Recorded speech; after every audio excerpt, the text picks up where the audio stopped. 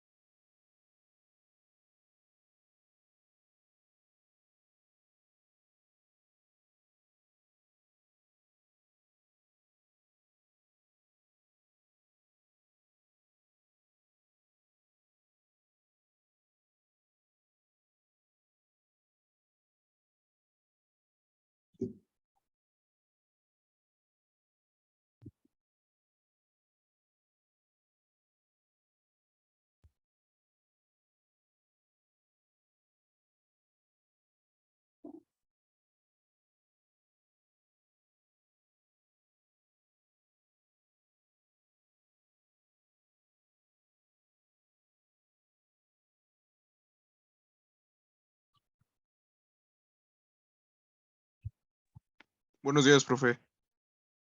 Buenos días, Kevin. Bien, muchachos, gracias por la espera. Vamos a iniciar ya la sesión del día de hoy. Antes de que se me pase y pase más tiempo, vamos a verificar la cuestión de los equipos de laboratorio porque tengo por ahí un par de situaciones anómalas que tenemos que ajustar antes de que pase más tiempo. Voy a compartir entonces mi navegador para que veamos cómo quedaron sus equipos de laboratorio, muchachos. Aquí están sus equipos de laboratorio para el segundo y tercer parcial.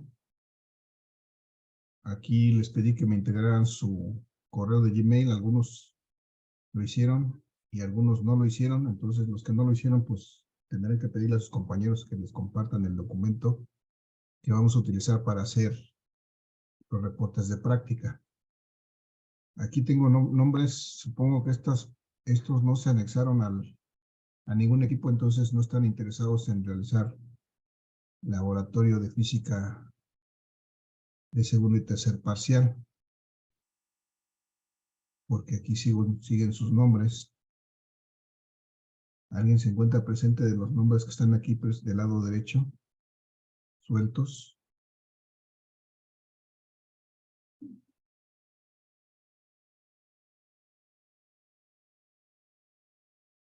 Tomaré eso como un no. Entonces, si no están integrados a ningún equipo, muchachos, pues no van a poder hacer su trabajo de laboratorio de segundo y tercer parcial y automáticamente pues van a perder 2 puntos en cada parcial, que ahorita ya deben entonces 1.5 que les va a ser descontado porque no tendrán trabajo en segundo y tercer parcial de laboratorio. Entonces, bueno, con los que sí están integrados, que tampoco entregaron su reporte, ya les compartí a los que de los que tenía su correo, ya les compartí los documentos en donde van a realizar su práctica. Rápidamente les voy a mostrar. Lo veremos con más detalle el lunes, pero les voy a mostrar rápidamente el documento donde van a realizar su práctica. Aquí es donde ustedes van a trabajar su reporte de práctica. Y el día lunes también vamos a ver el detalle de cómo va a estar realizado este reporte. Entonces, nada más quiero ver estas dudas porque, bueno, tengo gente que no se integró a ningún equipo. Esos están fuera del laboratorio de segundo y tercer parcial. Y tengo aquí un equipo, muchachos, ahí sí están presentes, entiendo varios. Ninguno me proporcionó el equipo, su correo del equipo 9. No puedo compartirles un Ahorita le paso al mío, profe. un archivo si no me dan un correo. O sea, aquí dice claramente que hay que anexar un correo. Nadie, Sí, profe, absolutamente nadie me se lo los dio. ponemos. Ya no pueden porque este está cerrado. Ya no pueden Ah, editar este documento. se Entonces, lo puedo poner en el chat. nada más uno de ustedes, no, porque en el chat no me cuesta trabajo. Me mandas una un mensaje privado en alguna otra actividad. Más bien en la misma cuando publique la del correo, la del... O que me lo pase, profe, y se lo mando a su WhatsApp. No, no. Es que se deben de acostumbrar mucho. Si estoy pidiendo una dirección de correo, deben de ponerla aquí. No es posible que nadie del equipo se le haya ocurrido poner su dirección de correo. Entonces, cuando publique la actividad, muchachos de la práctica, ahí me van a mandar su correo, uno de los 4, me va a mandar su correo y entonces él se va a encargar de compartir el formato con los demás para que hagan su práctica. Ah, va, profe, yo se lo mando. ¿Vale? No se preocupe. Pero cuando publique la actividad de la práctica, Sí, profe. ¿vale? Eso va a ser una actividad como esta, va a ser propiamente estas instrucciones, ahí me van a mandar su comentario para de ahí darles acceso a la práctica. Vale, entonces vamos a dejar esto aquí para poder avanzar con los temas, para ver lo último que nos quedó pendiente y con esto quedar listos para el examen del día martes, que ya quedamos que vamos a realizar la primera parte del tercer parcial. Entonces, hasta aquí, muchachos, ¿alguna duda, pregunta o comentario?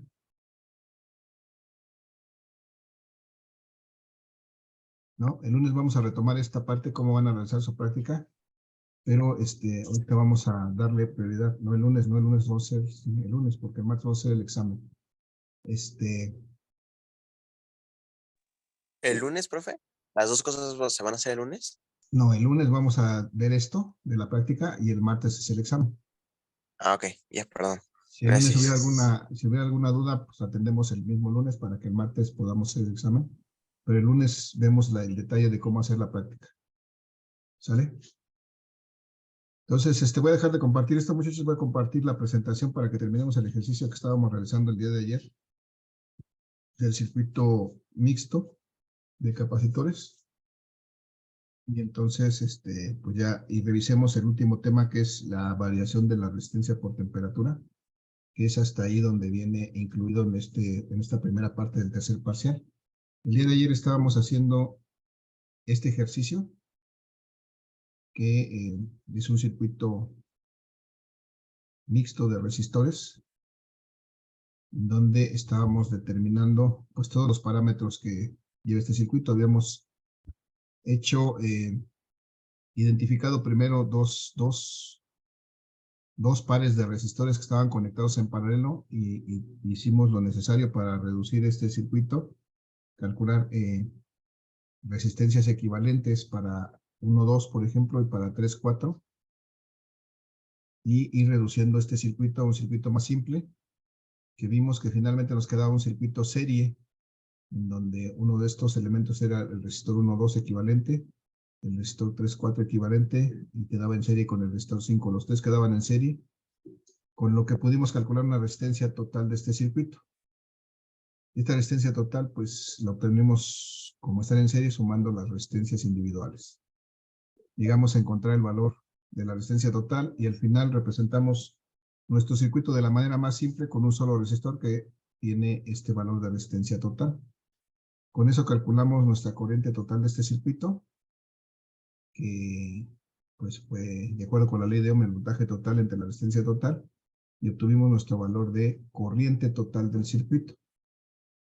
Esa corriente total del circuito nos permitió empezar a regresar en el circuito hacia arriba y analizar que en este circuito de arriba esta corriente total está circulando, y entonces pudimos determinar las corrientes individuales. Bueno, la corriente de grupo de estas resistencias 1, 2, la corriente que pasa por el grupo de resistencias 3 y 4, y la corriente que pasa por el resistor 5.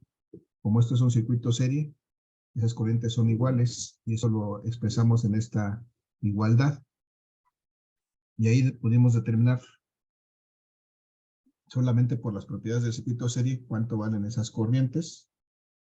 Y eso nos sirvió para determinar los voltajes individuales o los voltajes de cada grupo de resistores. En este caso, el voltaje del grupo 1, 2 de resistores lo determinamos aquí con esta primera ecuación. Encontramos su valor. Encontramos también el voltaje del grupo de los resistores 3 y 4. Y encontramos el voltaje del resistor 5.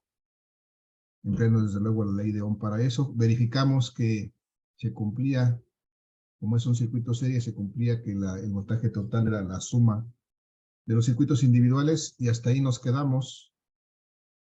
Bueno, lo último que vimos es que al obtener el voltaje agrupado del resistor 1-2, pues podemos ya regresar a la parte inicial del circuito, en donde podemos ver que como estos dos resistores están en paralelo, nosotros calculamos el voltaje 1-2, pues de ahí podemos determinar sin ningún problema cuál es el voltaje en el resistor 1 y cuál es el voltaje en el resistor 2. Y eso fue lo último que hicimos el día de ayer en esta expresión. Decir que el voltaje 1-2 es el mismo que hay en el resistor 1 y que hay en el resistor 2, y es igual al que calculamos para este grupo de resistores 1-2, 8.943 volts. Hasta ahí nos quedamos el día de ayer, muchachos. Con respecto a esto, ¿alguna duda, pregunta o comentario?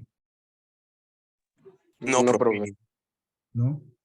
Vale, gracias. Entonces, igual, el día de ayer nos quedamos en eso precisamente. Decíamos que este voltaje 3.4 que calculamos aquí, este voltaje 3.4, es el voltaje agrupado de estos resistores 3 y 4. Entonces, si nos llevamos ese valor aquí en la parte donde estaban agrupados el resistor 3.4, bueno, donde identificamos que el resistor 3.4 están en paralelo, y vemos que ese voltaje 3.4 está alimentado en esos terminales. Entonces, en este punto es donde vamos a determinar cuánto vale el voltaje 3, por ejemplo, el voltaje que está entre los terminales del resistor 3, vamos a llamarle el voltaje 3. Entre estos dos terminales, ¿cuánto vale el voltaje 4, que sería el voltaje que está entre los terminales del resistor 4? Si es que ya sabemos cuánto vale el voltaje 3.4, ¿cuánto valdrían estos dos voltajes, el 3 y el 4? Muchachos, ¿alguien me puede decir? ¿Alguna idea?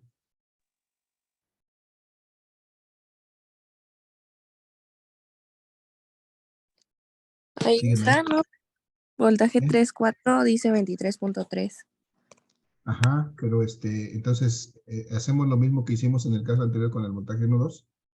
Podemos aquí, cuando vemos esto, podemos asegurar que este voltaje 3.4 también es igual, que en el caso anterior es igual al voltaje que existe en el resistor 3, o sea, el voltaje 3, y también es igual al voltaje que existe en el resistor 4, porque están en paralelo 3 y 4, y es igual a este valor que encontramos efectivamente de 23.3.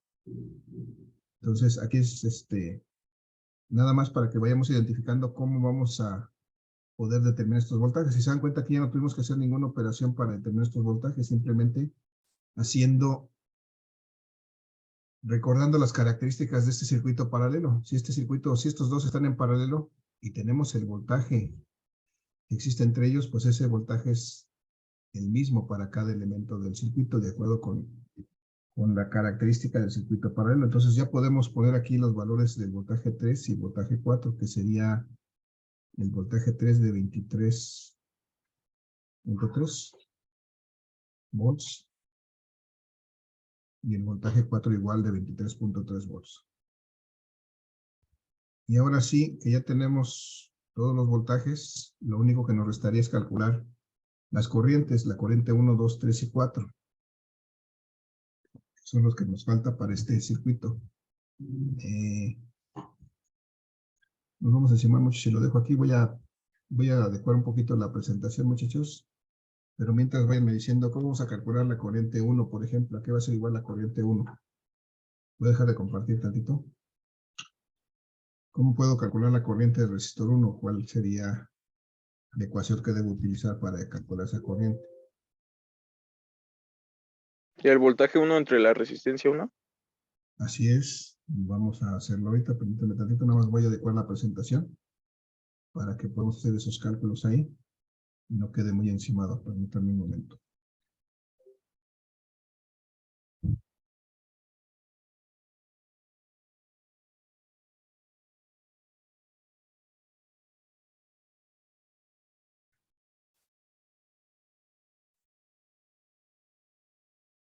De acuerdo, por la espera voy a compartir otra vez la presentación. Vamos a terminar prácticamente este problema, ya está casi terminado.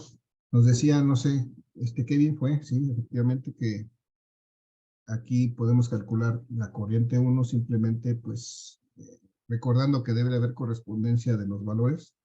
Y si quiero calcular la corriente 1, pues eso va a ser, de acuerdo con la ley de Ohm, el voltaje 1 entre la resistencia 1. Y todos estos datos ya los tenemos porque ya calculamos todos los voltajes. El voltaje 1 es de 8.943 volts. 943 volts dividido entre la resistencia 1, que es 1 ohm.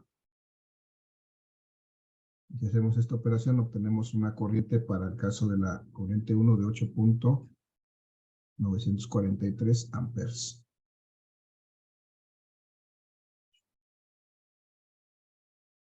Ya está. Y así sucesivamente vamos a calcular nuestra corriente 2. ¿A qué sería igual nuestra corriente 2? Muchachos. Voltaje 2 entre resistor 2. El voltaje 2 entre la resistencia 2. Voltaje 2 es igual. Sí, es igual que el 1. Es de 8.943. 8.943 volts entre, en este caso, 943, perdón, volts entre 2 ohms, que es la resistencia del resistor 2. Y eso nos da 4. ¿Qué? 4715. 47.15. 4.4715 amperes.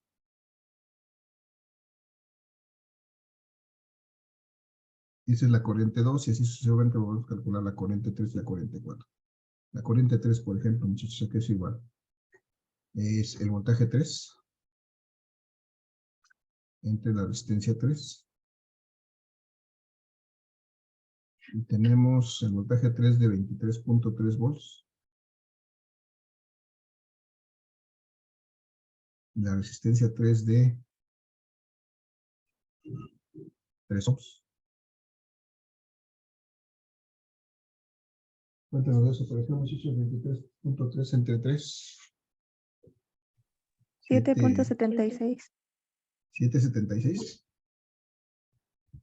Ok, Sí. 7.76 amperes. Y finalmente la corriente 4 sería el voltaje 4 entre la resistencia 4.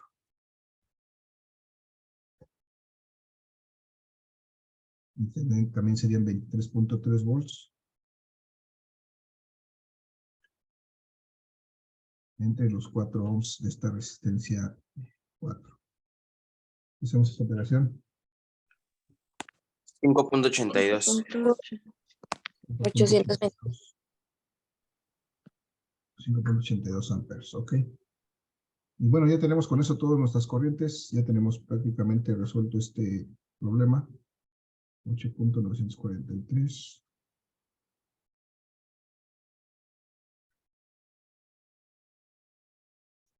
4.4715.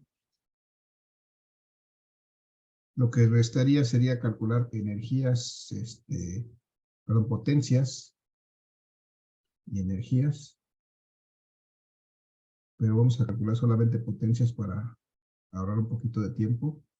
7.76. Y 5.82.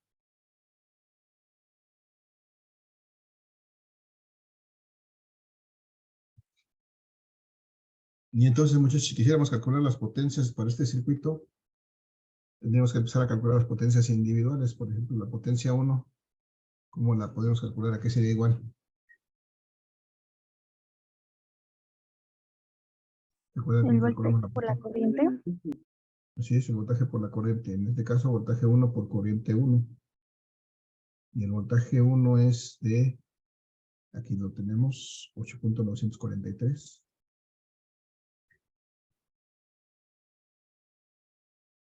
Y la corriente 1 también es de 8.943, en este caso coincidieron en valor. 8.943. Creo que no le va a caber aquí. Me equivoqué de lado. Ok. ¿Cuánto me da esta potencia 1, muchachos? 79.9772. 79 punto, ¿qué, perdón? 97. 97. Ok. ¿Qué unidades tiene la potencia? Watts. Watts. Ok. Igual así vamos a calcular que todas las potencias rápidamente. A ver. De 2 y 2. Ayúdenme, ¿cuánto vale el voltaje 2? Pues lo mismo que el voltaje 1, 8.943. Pero la corriente 2 vale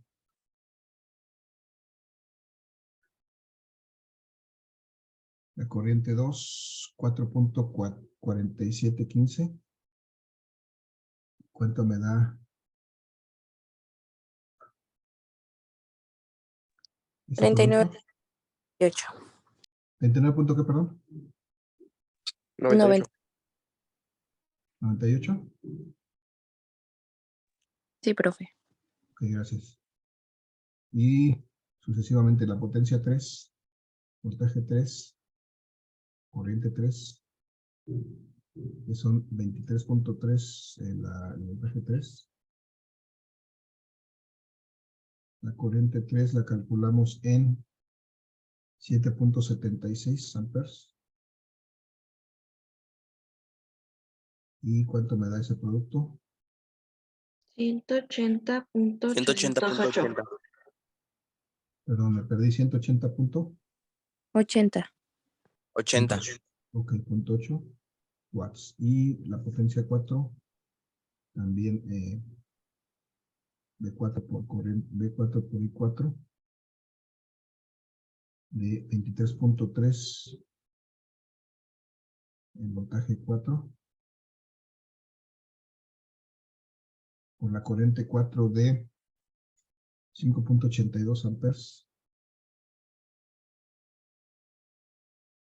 ¿Cuánto me da eso? 135.60. 135.60. 135.6. 0.6, ok, 135.6 watts. Y la última, la potencia 5, esta es la más grande porque el voltaje 5 es de 67, pero no es el voltaje 5 por la corriente 5 de 67.75 volts por una corriente que es la total del circuito, que es de 13.55 amperes. Y eso nos da ¿cuánto, muchachos? Potencia 5. 918.01. 918.01. Ok. .01. 0.1 watts. Ok. Y bueno, en el caso en los casos anteriores habíamos visto que la potencia total era la suma de las potencias. Más bien, en todos los casos, independientemente si el circuito serie paralelo mixto, la potencia total siempre es la suma de las potencias individuales. Entonces, la potencia total en este caso también es igual a la suma de las potencias individuales. La potencia 1 más la 2 más la 3 más la 4 más la 5. Si me ayudan sumando estos 5 valores de potencia, ¿cuánto me da en total como potencia total? Potencia 3, potencia 4, potencia 5. ¿Alguien me puede decir cuánto nos da la suma de todos estos?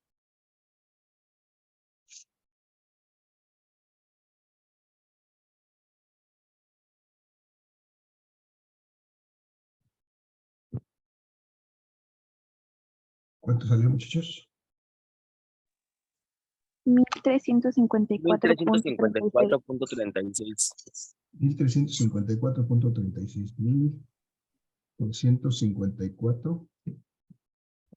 1354.36 watts. Esa es la potencia total del circuito. Y entonces vamos a corroborar esto haciendo un cálculo con valores totales. Es decir, vamos a calcular la potencia total. Tengo aquí mi niña haciendo escándalo, perdón. El voltaje total por la corriente total, muchachos. El voltaje total de este circuito fueron 100 volts. La corriente total que calculamos para este circuito fue de 13.55 amperes. Y si multiplicamos 100 volts por 13.55 amperes, ¿cuánto nos da? 1355. 1355 watts. Si comparamos este valor con el que tenemos ahí abajo, se parecen, ¿verdad? Pues sí, vendría siendo lo mismo. Es prácticamente lo mismo. Entonces, con eso corroboramos que nuestro cálculo aquí de potencias es adecuado, porque la suma de las potencias va a ser igual a la potencia total. Prácticamente lo que se pierde son los decimales que usamos ahí en el... Por ahí tocamos algún decimal. Muchachos, dudas, preguntas, comentarios, con eso terminamos este ejercicio. Entonces, profe, no importa si no da el número exacto. Exactamente que no, aparecer. pero debe estar del orden, ¿no? Por ejemplo, si aquí te dieran 1200 o 1100 en la suma, habría que empezar a dudar o a revisar nuestros cálculos, ¿no? De las potencias individuales, porque a lo mejor por ahí cometimos algún error de cálculo. Pero si se parecen, digamos, hay diferencia de algunas cuantas unidades, pues es válido. ¿Sale? Ok, muchas gracias. Ok. O sea, si aquí tengo 1350 y acá 1355, pues es comprensible por la cuestión de los decimales que a veces no usamos completamente. Bien, muchachitos, hasta aquí, muchachos, la solución de circuitos serie paralelo y mixto de resistores. Esto, pues, es de cajón en el examen del próximo lunes. Hay ejercicios por ahí a propuestos con profe. esto, ¿no? Algo. ¿Podría regresarle otra vez tantito ¿A cuál? a los anteriores? ¿A los anteriores? Ajá, a los ejercicios anteriores. ¿Otro más? Ajá. Este es el primero que hicimos mixto. Este es el paralelo. Este se los voy a compartir, así que no te preocupes si no la tienes todavía. Ah, bueno, sí, Les voy profe, a subir toda la presentación con todos los ejercicios resueltos. Espero que hoy mismo, mañana más tardar, les suba cuando menos la presentación. Ya los videos pues, serán el fin de semana.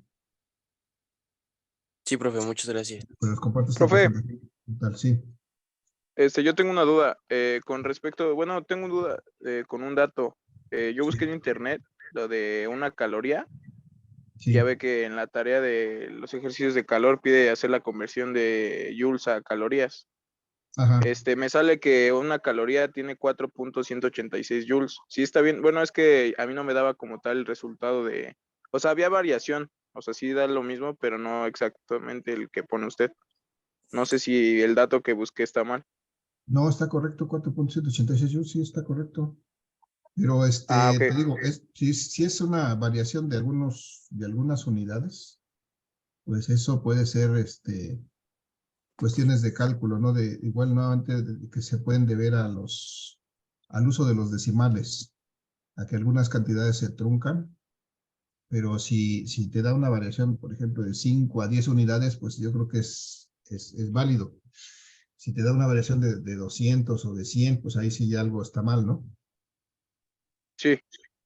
Si nada más son unos decimales, Ok. pues con mayor razón es válido tu resultado. Ok, Aunque no es profe. exactamente el mismo. No necesariamente tiene que ser exactamente el mismo, porque ahí, digo, el problema es a veces las convenciones que usamos para manejar los decimales. Eso es lo que nos hace diferenciar o discrepar, pues, en los resultados. Sí, profe. Ok, ¿Vale? gracias. Bien, voy a dejar de compartir esto rápidamente, muchachos. Vamos a ver el último tema que es muy simple, muy sencillito. Tenemos 10 minutos y 10 minutos que nos restan de la otra sesión. Tenemos 20 minutitos, perfecto. Voy a compartir la otra presentación en donde tenemos este tema que es variación de resistencia por temperatura, que es lo último que vamos a incluir en esta primera evaluación del tercer parcial. Entonces tenemos este caso, muchachos, tenemos un conductor eléctrico. Esto que tengo aquí, cilindro verde, representa un conductor eléctrico que pues hacemos, si de alguna manera este conductor eléctrico le hacemos circular una corriente a través de él, es decir, hacemos lo necesario para que circule una corriente a través de él, ya sabemos que para eso necesitamos aplicar una diferencia de potencial y bueno, lo que va a pasar es que aquí los electrones se van a movilizar dentro de este material. Cuando se mueven, pues van a empezar a interactuar con los demás electrones en el material. Va a haber algunas colisiones, va a haber algunos apretujones ahí, de tal manera que esto va a ocasionar una mayor energía cinética y una mayor temperatura de este conductor. Entonces lo que vamos a ver es que propiamente esta circulación de corriente a través de este conductor eléctrico produce un cambio de temperatura en el propio conductor. Yo creo que ustedes, muchachos, han tenido la oportunidad de, algunos de ustedes planchan su ropa o han visto cuando funciona la plancha, ¿verdad? ¿Han notado la diferencia de cómo está el cordón de su plancha cuando lo conectan antes de empezar a planchar y cuando lo desconectan después de que han planchado algo? ¿Alguien lo ha visto? Sí, profe. ¿Y cuál es la diferencia entre en su cordón antes de que empiecen a planchar y después de que plancharon? ¿Cómo está ese cordón? ¿Qué han detectado ahí? Ustedes no planchan. Sí, pero no he visto esa diferencia, profe. No es Antes de planchar se supone que está, bueno, está como medio duro, ya después como que se ablanda. Ajá. Se ablanda, de hecho, se pone muy, muy blandito, pero podemos también percibir que está caliente, ¿no? Propiamente se calienta. Siempre el cordón de la plancha, como es un aparato que consume mucha energía, pues el conductor, que es el que lo alimenta, pues tiene ahí una circulación de corriente continua durante mucho tiempo. Y entonces eso es efecto de esta circulación de corriente a través del conductor. Esto produce un cambio de temperatura, es decir, este conductor inicialmente tiene una temperatura, vamos a llamar una temperatura inicial, que voy a simbolizar de esta manera con una temperatura con un subíndice 0. Y a medida que funciona alimentando, por ejemplo, si esto estuviera alimentando una plancha, a medida que funciona durante un cierto tiempo, después de ese cierto tiempo tiene una temperatura final, que vamos a simbolizar con esta letra T. Pero además, cuando está frío, este conductor tiene una determinada resistencia, o sea, tiene una característica que se opone al paso de la corriente de un determinado valor que llamamos la resistencia inicial. Pero resulta que a medida que está funcionando y está ocurriendo este movimiento de electrones y están ocurriendo choques y movimientos aquí de los electrones y empieza a cambiar su temperatura, pues empieza también a cambiar su resistencia, de tal manera que cuando tiene una temperatura final también posee una resistencia final, diferente a la resistencia que tenía a esta temperatura inicial. Y entonces, esto va a depender desde luego de las características de este conductor, de qué tan grande sea, de qué material sea, principalmente de qué material sea. Y hay una característica propia de ese material que que está interviniendo aquí, que se simboliza con esta letra alfa, que se llama el coeficiente de temperatura del material. Y es característico de cada material, es decir, cada material tiene un valor diferente, coeficiente de temperatura. Lo simbolizamos con esta idea que se llama alfa. Y para los diferentes materiales tiene diferentes valores. Por ejemplo, para el cobre tiene un valor, para el aluminio, que es otro conductor muy utilizado, tiene un valor diferente. Para el acero, que no es un conductor muy utilizado, pero se puede utilizar. Y hay aplicaciones que lo utilizan, por ejemplo. El metro es una de ellas, las barras de acero donde se toma la energía, pues es acero, pero no es el mejor conductor, pero es un buen conductor, pero tienen un coeficiente de temperatura diferentes cada uno de ellos. Y entonces vamos a ver que hay una relación entre todos estos parámetros que me permite determinar qué tanto cambia la temperatura cuando conforme cambia, bueno, cómo cambia la resistencia conforme cambia la temperatura del conductor, desde luego debido a la circulación de una corriente eléctrica a través de este conductor. Entonces esa expresión matemática la voy a escribir aquí. Me dice que la resistencia final de este conductor va a ser igual a, a la resistencia que inicialmente tenía este conductor a una cierta temperatura, más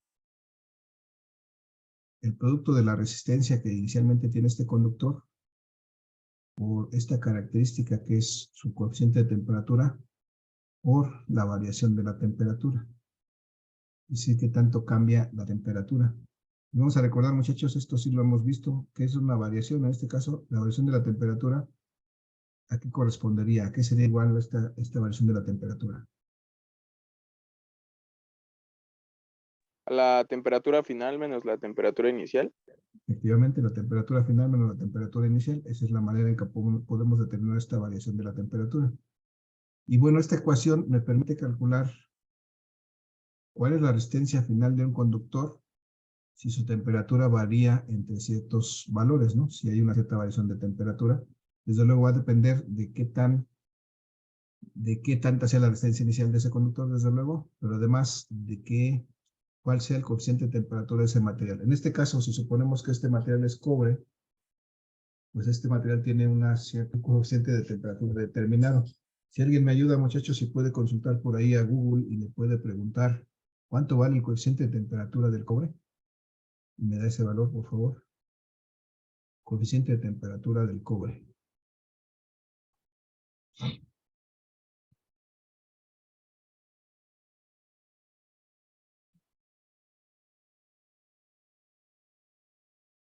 ¿De qué, perdón, profe? Coeficiente de temperatura del cobre. Así si escribes ahí en Google, coeficiente de temperatura del cobre.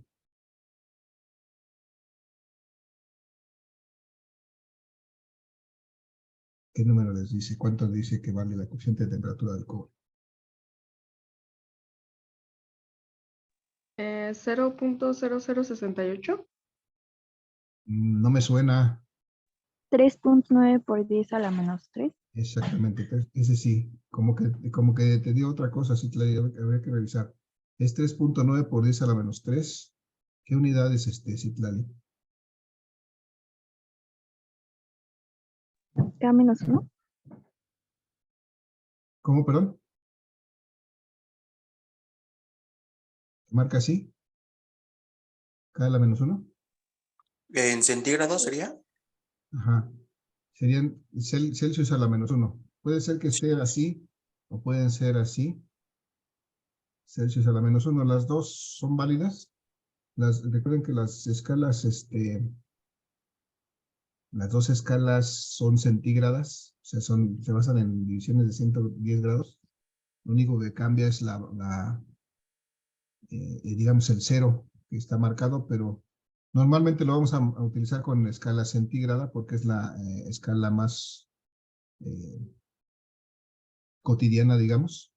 Entonces, esto es lo que vale el coeficiente de temperatura del cobre. 3.9 por 10 a la menos 3 grados Celsius a la menos 1. Esas son las unidades que vamos a utilizar. Muchachos, va a acabar la sesión. Les voy a pedir que nos conectemos para terminar este ejercicio nada más y con eso dar por terminado esto. Entonces, las unidades de alfa son grados Celsius a la menos 1 o 1 sobre grados